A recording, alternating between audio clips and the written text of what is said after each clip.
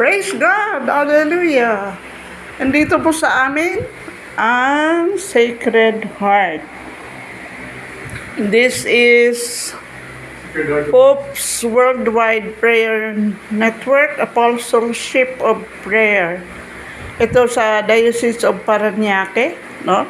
Ay binisita kami ng aming Sacred Heart.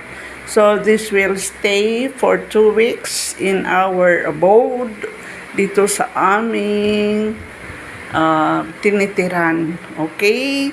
Kaya pasalamat ako, no, sa mga prayer brigade. I call that prayer brigade. Yung aming mga dedicated, faithful na mga church organizers dito sa aming village, no? At ito will stay for 2 weeks dito sa aming tirahan. Thank you, Lord Jesus, for visiting us. Yan ang aming Sacred Heart. At ito ay binigyan ako ng magandang picture dito ng Sacred Heart with prayers to pray every day for 2 weeks. Yan. And then, mayroon siyang booklet na guide, no, na may daily prayers. So, ito yung kanyang daily prayers. Nag-welcome kami kanina. So, this is good for 7 days.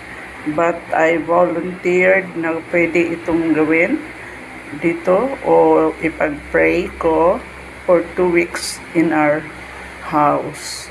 Okay, thank you. Thank you very much for visiting us here. Ito yung aming special na visitor today. Pasalamat lang ako na with Mama Mary and Jesus Christ, no, ay magiging mapayapa ang ating buhay.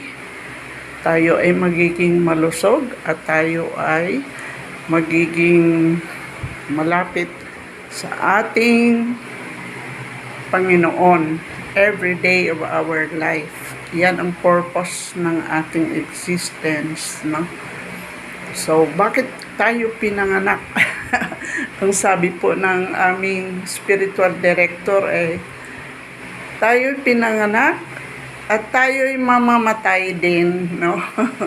Pero bakit tayo pinanganak? Kasi tayo ay mayroong mission to accomplish mission na binigay ni Lord sa atin dito sa mundo.